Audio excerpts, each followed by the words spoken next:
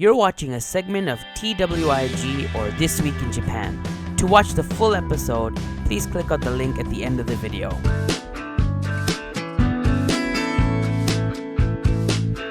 So as soon as I finished my Vlogmas, I headed on a plane and I went back to Toronto. But I received an unexpected and amazing surprise from my sister, my mom, and my dad. They planned an all-inclusive 5-day trip to the Caribbean, to the Dominican Republic.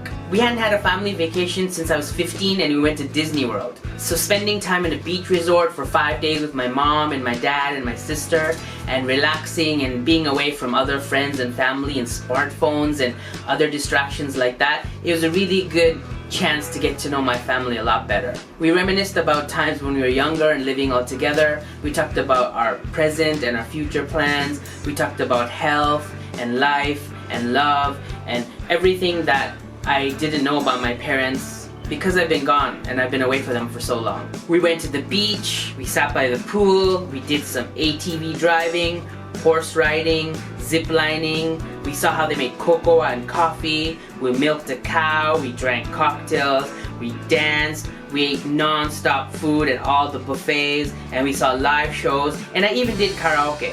We know shots of control, and it's on, girl. We'll say no, no, no, no, no. Just say yeah, yeah, yeah, yeah, yeah. So that was all great and fun, but then I returned back to Toronto for about 5 or 6 days. And wandering around the city and meeting all my old friends and family, it really hit me how much I've changed. I really felt foreign and out of place. I guess it was reverse culture shock, but I really felt like I wasn't Canadian anymore. And back in Japan, I don't feel Japanese either, so I kind of felt I was this alien just wandering through two different cultures and lives. After living in Japan for almost 10 years, my personality and my outlook on life has definitely changed quite a bit. At first, I noticed the obvious differences between Japan and Canada. Like, you know, generally Canadian people are taller and bigger and a little bit more obese. Also, I noticed the city is a little bit more louder. I noticed that people talk a lot more and they actually use their phones to talk much more than they do in Japan. Japanese people in public tend to whisper to each other, or they have headphones on and they're constantly looking at their smartphone because they're reading or watching something. I haven't really seen Japanese people talking on the phone. I noticed that the service in restaurants and bars and shops is a lot less efficient and a lot slower. And also, I don't think they mean it, but the staff tends to be less helpful and less polite. There's no precise timing for trains and buses. It's kind of just a frequent service. Just hopefully it'll come eventually and you just wait. Food and drink is a lot more bigger portions, and people don't really pay in cash anymore. It's mostly credit card or the Interact. But along with these obvious changes, I noticed more changes about me. For example, I was a lot more quiet than I used to be. I noticed that in Toronto, when you're waiting in line, you're sitting next to someone on a train, or you're just out and about, you make a lot more small talk with the cashier or with the wait staff.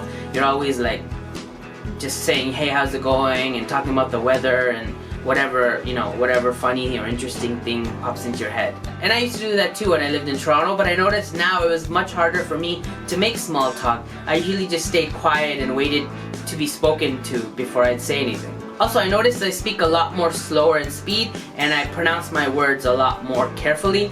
That's because I've been around non-English speakers for so long, but my family and my friends really noticed it and they thought it was weird. Also, because I've been in Japan so long, I did some gestures that people don't really do in Canada. Like I bowed a lot, or like I kind of did that when I was sorry, or I think I turned my head like this when I was thinking. I also used this gesture to come closer instead of this way, and I was counting like this. And I was also pointing to myself like this rather than like this. I know Canada, and in specifically Toronto, is really multicultural, and you can find people from all over the world living there. So it's not like I felt completely like an outsider like I do in Japan, where I'm obviously a foreigner and not Japanese. But I still felt kind of out of place because I wasn't used to the pace and the manners that Canadians are used to.